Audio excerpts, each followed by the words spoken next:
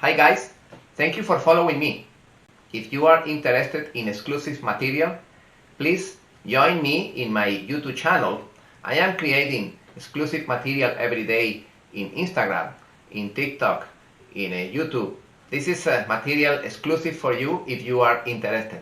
Please follow me in those channels and you will find a lot of exclusive additional material. And check my website www.mrlopezclasses.com for more books, for more videos, for more courses, for podcasts. A lot of information especially for you. Thank you. All right. Purple for ignition. No? What about orange? Orange.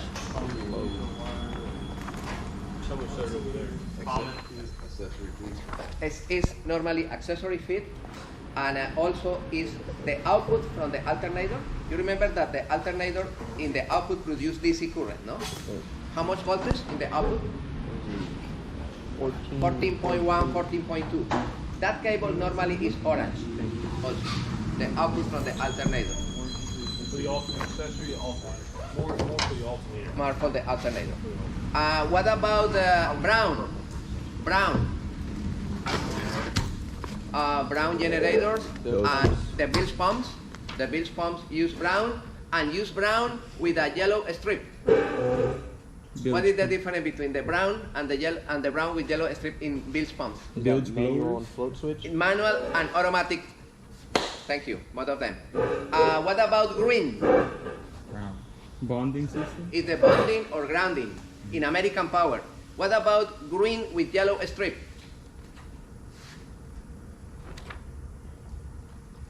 Is the bonding or grounding in European Power? Okay. What about the gray? Nav lights?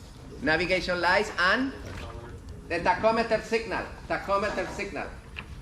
What about blue? Light blue. Oil pressure.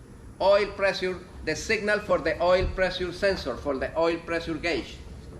What about the tan color? Water temperature. Excuse me? Water temperature? The temperature gauge, the signal for the temperature gauge. Now on the tan wire, sometimes you have tans with stripes because you may have different temperature sensors. Correct. So you just got to make sure that you understand that you may have a brown tan or brown with a yellow stripe, white stripe. It depends on which sensor it goes to. Because you could have the temp sensor, like in the Optimax, you have a temp sensor for the compressor pump. You have a temp sensor for the engine. You have also a temp sensor for the oil if it's a 4-stroke. There's a lot of different, so you got to pay attention as far as temperature wise. So that it could be brown, it can have stripes, but you know it's for some kind of temperature. And then also they have one that's on certain outboards has tan with a blue stripe or blue with a tan stripe, and that's usually the horn. For the horn, yeah, that's correct. Other color is pink. Fuel gauge. The signal for the fuel gauge, for the fuel sensor, pink color, and yellow red. The signal for the start solenoid. No, yellow red. Yellow. Ground. Is since 1995 until today, they recommend replace the black in the DC for yellow. Is used for ground in DC. For the big cables, small cables usually for the blower. Correct, for the blower, that's correct. But anything small gauge wire is going to be for the blower. Big cable, battery cables, Look, yellow. in small cables, it's used for blowers, for the positive of blowers. Where's the blower located at? Excuse me? Where's that at? Right next to the motor. To cool it off? What it does is suck in the fumes, not the fumes, but like more like if there's any gas or anything. What you're supposed to do is when you start like an inboard or an IO, you're going to fire up the blower for like a minute or two, and then you fire up the engine. That way if there's any vapors of fuel, nothing ignites. Okay. Later in 2 weeks we are going to start with the AC, and we are going to check the color codes for alternating current. All right, this is for DC. And so those color codes are really important, but you're going to realize not many people follow those color codes. So anytime you're doing a wiring, try to follow those color codes. Only because when he comes back to you, because if he's happy with your work, he's going to come back to you. It makes it that much easier for you. You'll get a customer with a boat that he's, oh, I had this stuff wired and I'm having problems, and you look, everything's red and black. So now you got to spend time troubleshooting, figure which wire goes to what, which component controls what. If you just do a color code, that's it. And this color code is universal. It is. It's universal. It's used in automotive use that color code also. Okay, it's universal. And that's for the boats, okay? Because every Indian has their own color codes for their harnesses. There are manufacturers, like Danny said, especially European manufacturers, that they use everything white with labels, with letters. I prefer the colors. With the colors, it's easy to troubleshoot. The labels is good as long as they don't come off or they don't turn different colors. For example, the generators, the European generator, the harness is only one color, all the cable. What I would suggest, if you're going to label them, you label it and you heat shrink over the label. So that way you can see. Yeah, this is a great idea. Long heat shrink that's clear, and that way you can heat it and it protects the label. Normally, I label, Danny, at the end of the wire, I put the heat shrink orange or heat shrink pink, and I change the last portion of the cable. Seems like you'd have to do that at both ends and maybe in Absolutely. the middle and But if you go by color codes, you won't have that problem. right. Correct. In Correct. some cases, you're not going to rewire a whole boat because of a couple wires. So whatever wire you put in there, you want to. Okay. Anytime I do wiring, the best thing to do is to go to a terminal block. A terminal block is going to look something. I don't know if we have one here. Well, this is a bus bar, but it's a terminal block that. I have terminal box. Let me. So what happens is, here's What the is deal. the difference between a terminal block and a bus bar? Bus bar is solid like this. Okay. Everything's ground, everything's positive. The terminal Okay. blocks, each individual wire goes in there. The reason I tell you that's the best way to go is because if you probe a wire, I would smack the crap out of you. Because you probe a wire, you just made an entry point for moisture to get into the wires. You can't do that. So if you do it to the terminal block and you have a probe tester or a multimeter, you can go and physically. What is this? Bus bar? Bus bar. And this one? Circuit. That's your terminal block. Terminal block. You see? Each one is independent of the other one because it's separated by plastic. Okay. So having it like this, you can take your meter or your power probe and I can check to see if I have power when I hit the switch. This is the bus bar. All your grounds will Because be it's solid. on a bus bar. Okay. It's solid. It's one piece of metal together. The other one is separated.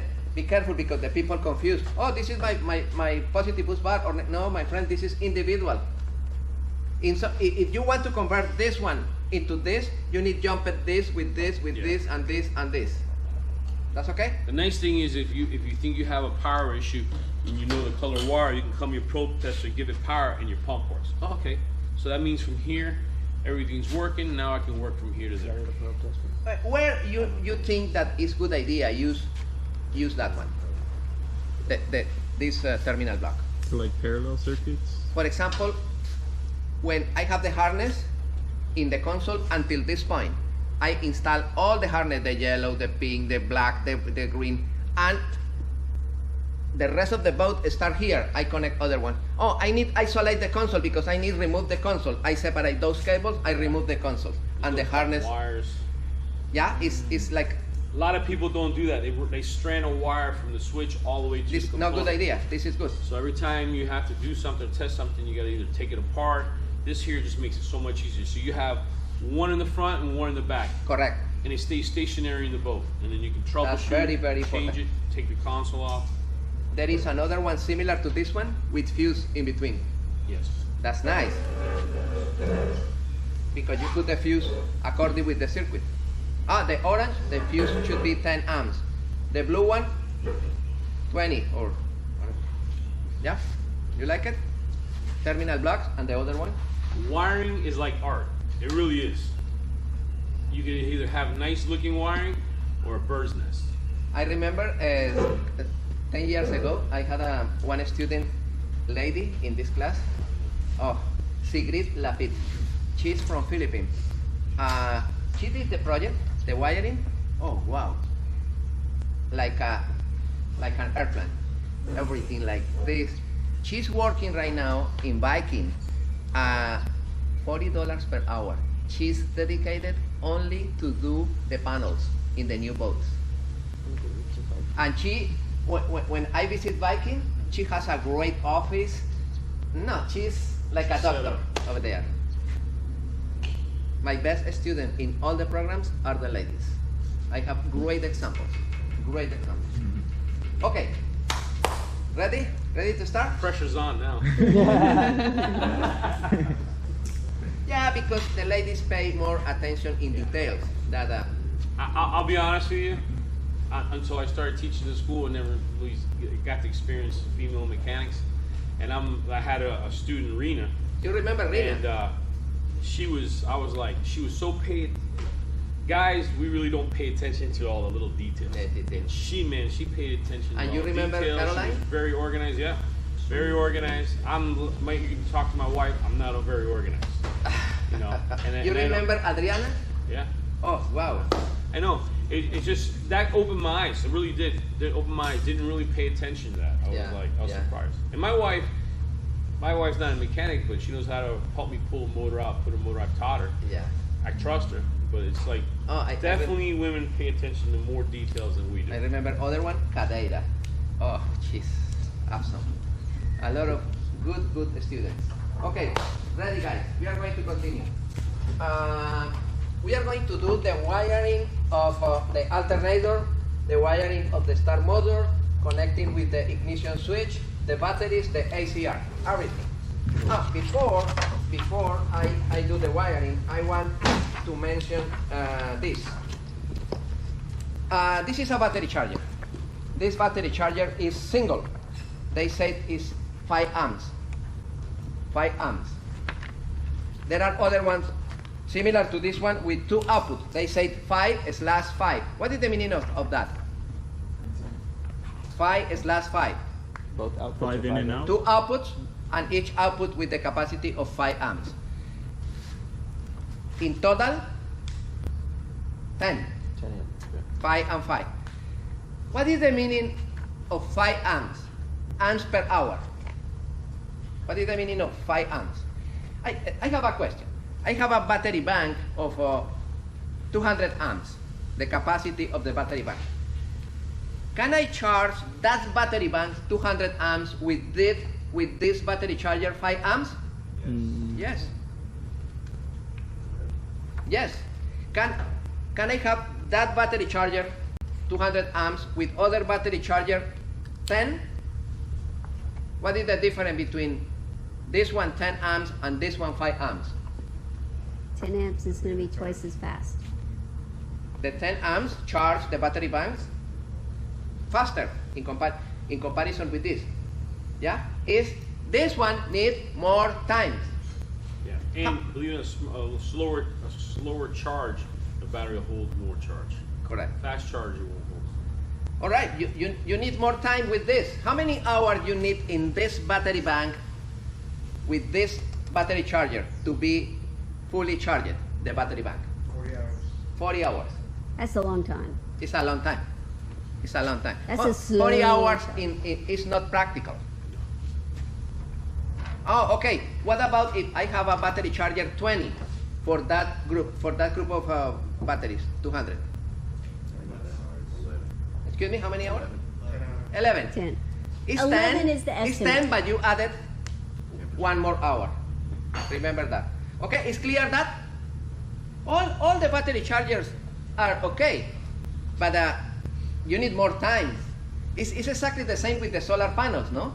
The people said, oh, I installed a couple of solar panels, but this is stupid. This is for nothing because I never charge my battery bank. Okay, let me check your battery bank. Oh, it's 800 amps. And you have two panels of 100 watts. It's 8 amps each solar panel, and you have 800. It's charging, but it's too slow. It's clear, my friends?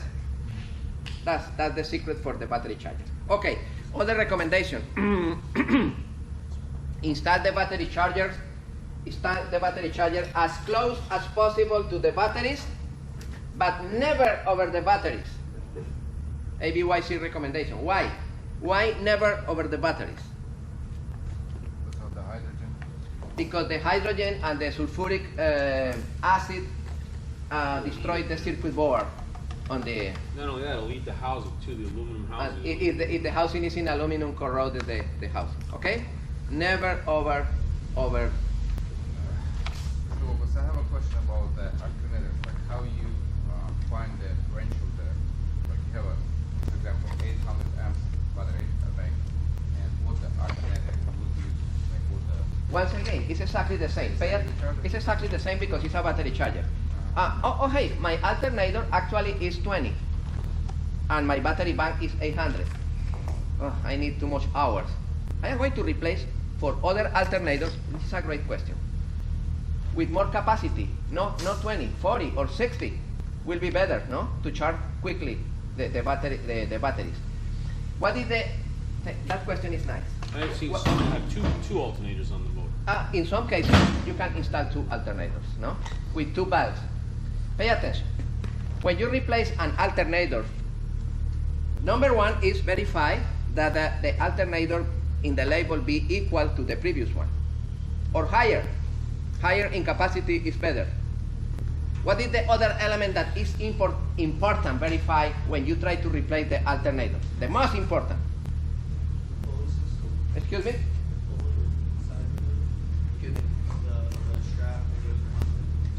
Well, you can change that. It's okay. it's Look at this. interchangeable. Verify the diameter of the pulley. Verify if the pulley is, in this particular example, the pulley is for serpentine valve, you see? And in some cases is for a V valve. And verify the diameter. What happens if I replace the alternator with a pulley smaller than the original? The new one with the smaller pulley charge more or less? More, because it's spinning faster. No? You need to replace the pulley. It's with an impact tool here. Never try to do with a regular wrench, with impact tool. In most alternators, they don't, at least depending on where you get the alternator, don't come with a pulley. You take the pulley off the old one. Yeah. Okay, be careful with the pulley. And also, be careful if the alternator is for 24 volts or for 12 volts. Because there are available in both of them, 24 or 12 volts. Be careful because in some sailboats, in some catamarans, the charging system in the boat depends on the alternators from the engine. The selection of the alternator is critical. It's exactly like the battery charger. Okay, good. And be careful when you have a group of batteries lithium-ion. Be careful. Check the alternator. Probably the alternator is not compatible with the battery bank. Verify that in the service manual or with the manufacturer of the engine. Always go with the manufacturer's specs. Okay, good. Any other question? I'm having a brain fart. I know the alternator creates power, like you were explaining yesterday, but why? Like, what's the point of the battery charger then? Doesn't it create power itself too? Pay attention. The alternator with the valve convert mechanical power into DC, electrical power. Yeah. And this one convert. What is this? AC. AC power into Direct current. into positive and negative DC. So This it one? distributes. It takes it distributes what's coming out of the alternator into the battery. Correct. It Rectify the doesn't signal create. into this signal. And you're not using the charger while you're running. The alternator takes care of that.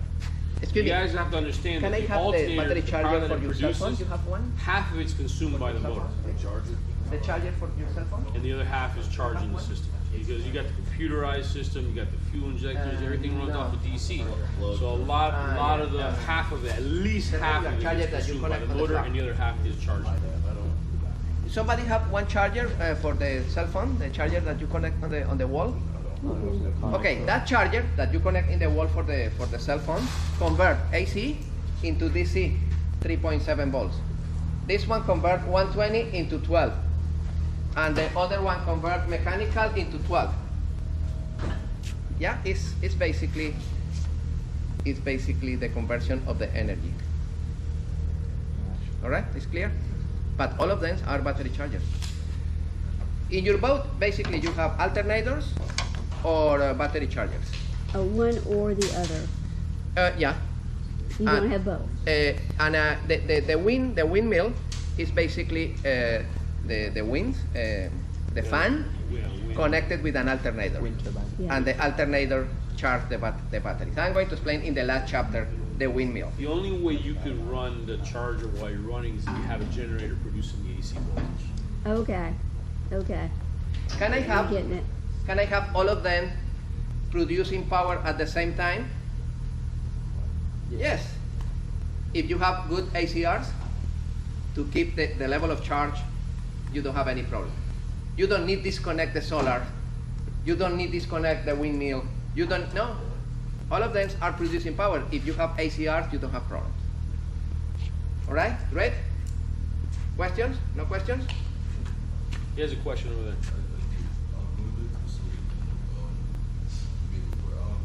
In that situation, you get more panels or just a smaller thing? Today, every day, the technology in solar panels advance and advance faster. It's crazy.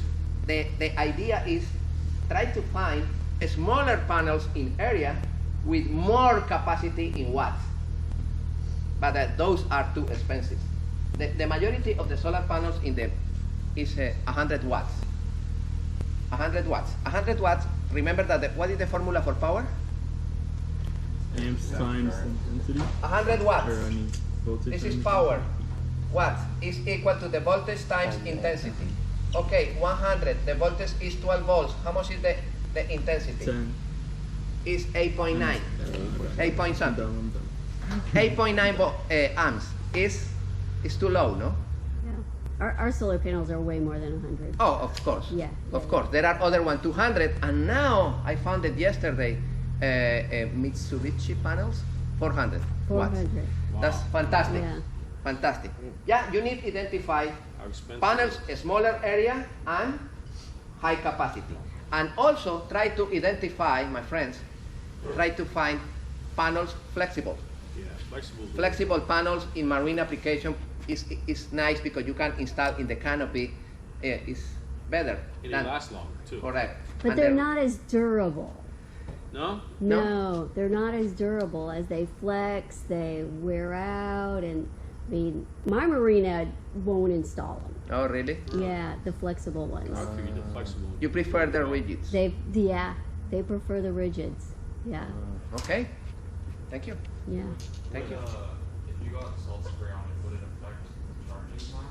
If there's salt? If you Well, you gotta clean it. Yeah. We have to clean ours every day when we're Every using day. them. Every day. Yeah, the It's one of those things. Maintenance. You gotta quality of the surface. And you got to move the boom so it's not in the way of the panels. And after the sun moves, you move the boom back. And you see the difference, huh? Yes, you see the difference immediately. Yeah. That's Nice. your power source. Yeah. That's, Especially if you're off grid. You need every bit of sunlight. Yeah. that's correct. That's correct. Okay, great. Okay, we are going to do the wiring. We are going to start in the battery switch. Where is the input of the battery switch? Front? The bus bar? Okay, look at this. This is position number 1, position number 2 in the battery bank number 2, and this is the common. In the common, I have one output. I'm going to put that common here. That's the common here. In the common, I have one output for this positive bus bar. And from the positive bus bar, I feed. Normally, I install a fuse here. Always fuses. Depending of each circuit. Now we are going to talk about the fuse here. And now the battery switch have power. What happened with ignition position? This is good for what? Radio, How many light. instruments? For a lot of elements, fuel pumps, the lights in the dashboard, the instruments. Yeah, Okay. you would, just one thing, you don't, on that ignition system, you're not gonna run your bilge pumps, you're not gonna run your washdown pumps, it's only specific for engine orientation, like gauges, That's correct. fuel pump, because That's if you correct. draw power from that purple wire to supply power to everything else, you're gonna give voltage problems to the engine. And what is the color? Purple. Purple. Thank you. Okay. And the other one is the signal yellow red. Okay, we are going to start the motor, the start motor. The big power on the relay, big power here and big power here is coming from the common. This is another big common entering here. And the other output is going directly into the big positive of the solenoid of the start motor. Oh, I see. That's okay? All right. And now, in order to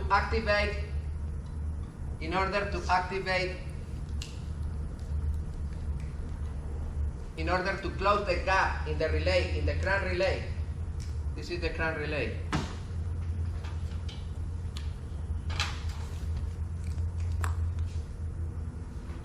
This is the crank relay. Okay, I am going to bring ground, and I am going to bring a purple cable from the ignition. No? And now I have power here, but the motor is spinning? No, I need what? I need the signal from yellow red, and that yellow red enter in the terminal for the signal. In the terminal for the signal. Can you show to them that terminal? The terminal for the signal. You see, guys? This is the terminal for the signal yellow red. You see here one thing? That cable here should be yellow red, not purple. Let me show to you something. Look at this. This one only have the terminal for the signal, and the other terminal is closed. Look at this. This is the terminal for the signal yellow red, and this is the other small terminal. And the people make a lot of mistakes here with the other terminal, because the people think that this one should be ground and connect to the ground and make a short in the solenoid. This one, don't use the other one. Identify which one is the signal, and don't use the other one. The other one was designed to supply current for fuel systems and other elements. It's obsolete. Correct. Don't touch that element. It's not ground. Don't use the other one. How you identify which is the terminal for the signal? How you identify? We are going to do that right now. Look at this. Suppose Here's the manual. Suppose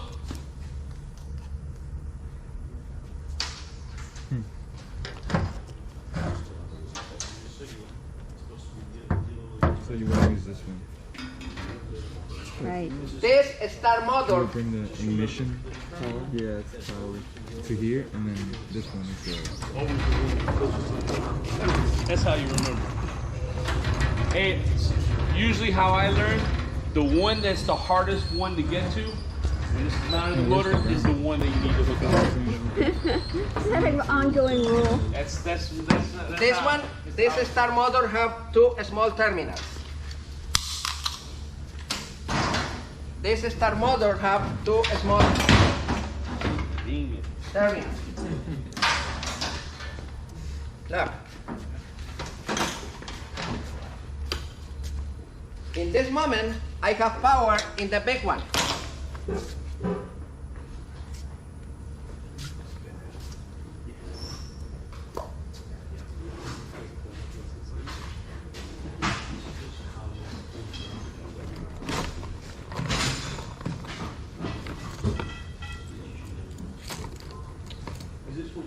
I am going to use my Grounded. test prop, guys.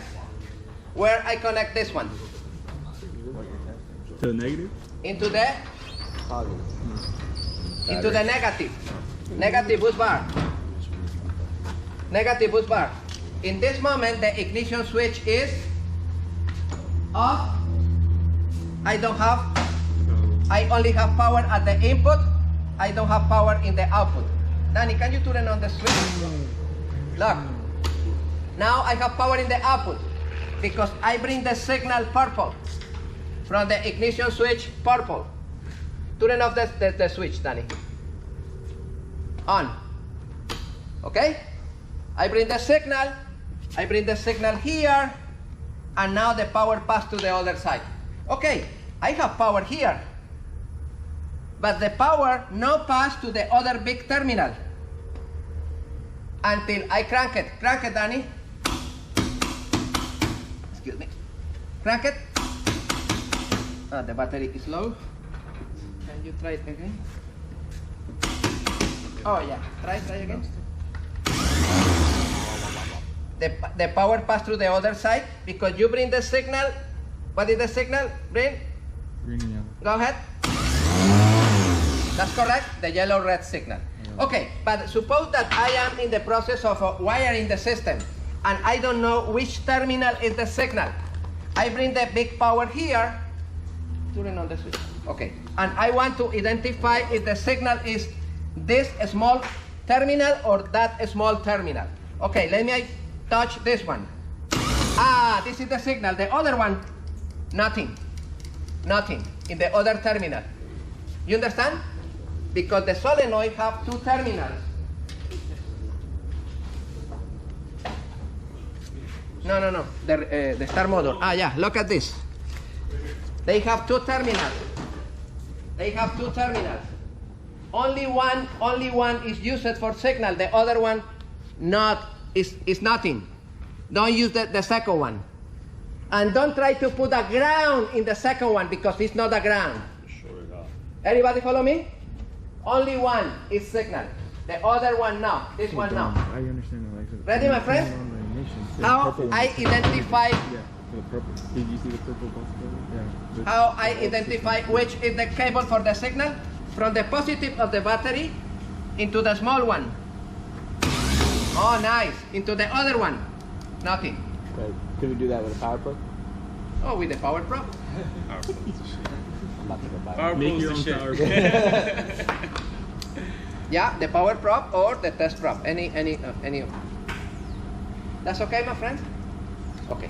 The power probe. Lo pago. The trademark. Yeah, Danny. That's like, yeah, there's no other power probe. Yeah, you need the power probe. Like the one, yeah. Because it's the only company that makes it. Every other company makes like 10 flights or something. Okay, ready? That's okay? And now, we are going to connect the alternator. In order to connect the alternator, we are going to supply the copy of the most famous alternator used in marine applications.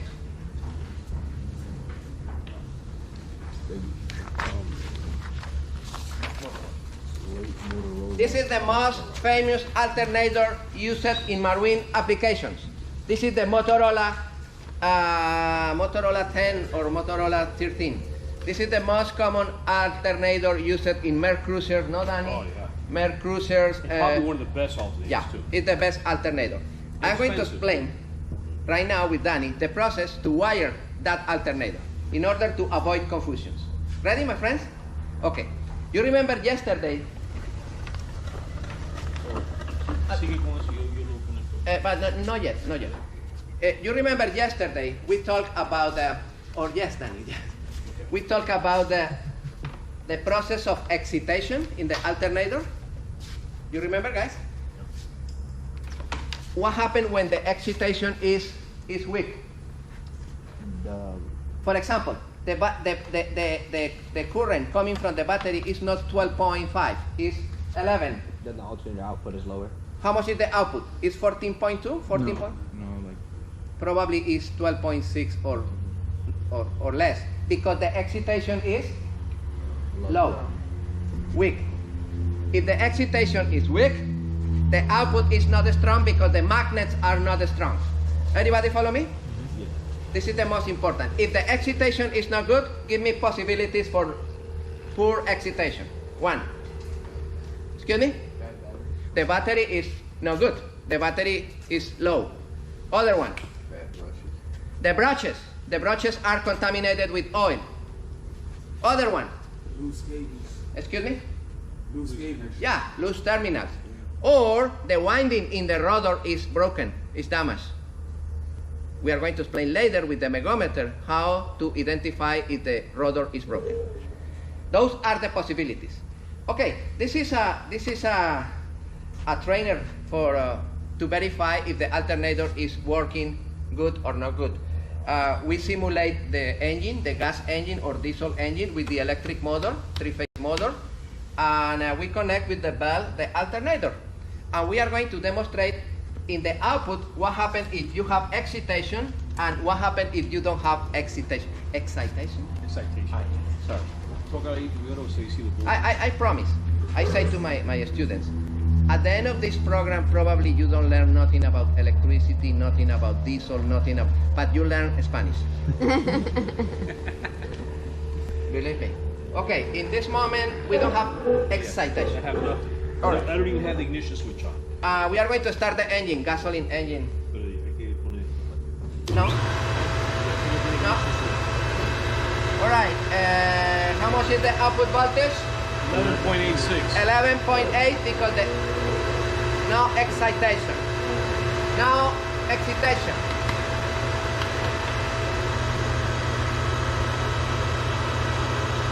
How much? 14 point something. 14.9. Because now we have good excitation. You like it?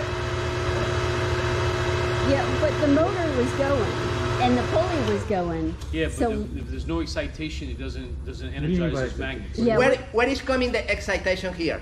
yeah, Where that's is my coming? question. The ignition? From the motor? Yeah, from the I thought so. It's No, pulling the- from the battery. Oh, it's the It's electron. the signal from the battery. Correct. Okay. And This that's is what excites the magnets to be magnetized. Okay, so even though it's spinning, the magnets aren't The We're not magnetized. energized, so Yeah. we're not doing anything. Mommy, because remember that you have the metal bended like this Yeah. and the coil in the middle. If the coil is not powered, you have electromagnets? No, you just have No electromagnet. You just If have the a spinning electromagnets rotor. no power, no produce power. Good? Yes, perfect. That's a good example. That's a good example. How can you check in your car if the alternator is working easily in your car? With the multimeter, you say to your wife, Mommy, check the battery. How much? With the engine off. Oh, it's 12.3. Okay, let me start the engine. Start the engine. Oh, 13.8. It's working? Yeah. This is working. Simple. So you can test it. You test it at the alternator like he did, and you may have the voltage, but no voltage coming to the battery. Then that's when you go to the battery. You test the same test he did behind the alternator. You do it to the battery and make sure the power is going to the battery. If it's not going to the battery, then and you got power coming out of here, then there's some problem with the wires in between there. Remember I was talking about that yesterday. You have to isolate.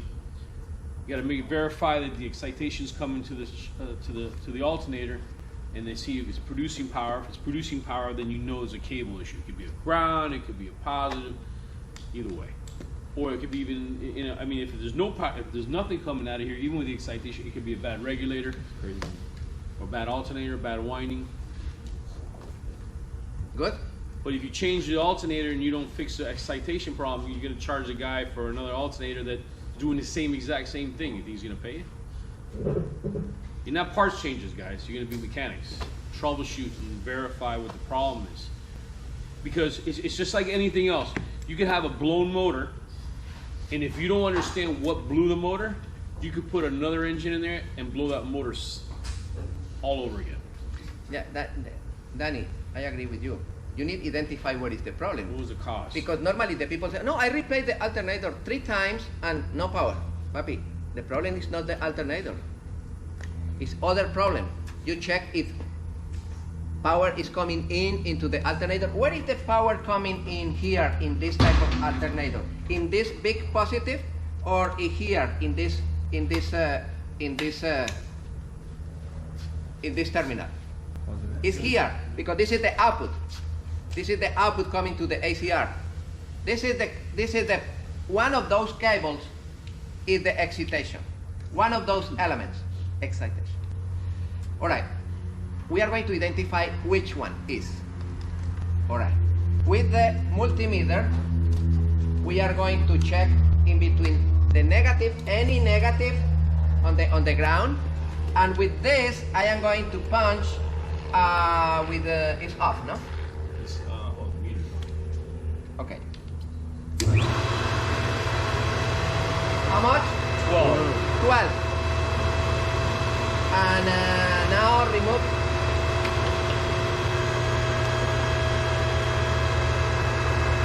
14. Ah, this is the cable. This is the cable. Suppose that cable is 0. Oh, let me bring one positive cable directly from here to here and start. Ah, now produce 14.6. Oh, the excitation cable is open in the middle in some part. Or you supply power with your power probe. Or you supply power with the power. But here's the deal with the power probe, okay? You don't want to penetrate the wire. They sell these little T pins that you put behind so you don't penetrate the wires, and then you can actually supply power. With my Mickey Mouse prop, it's different. You need punch and pass the cable. Once you because punch it's point, you punch, let me show. or stab your finger.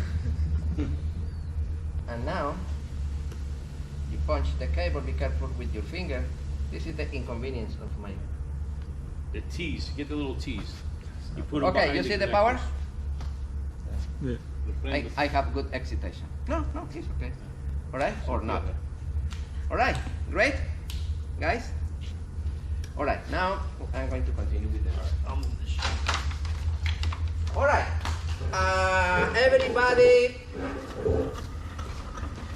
everybody have the picture of this? Yes. The picture that I gave to you about the alternator? Okay. This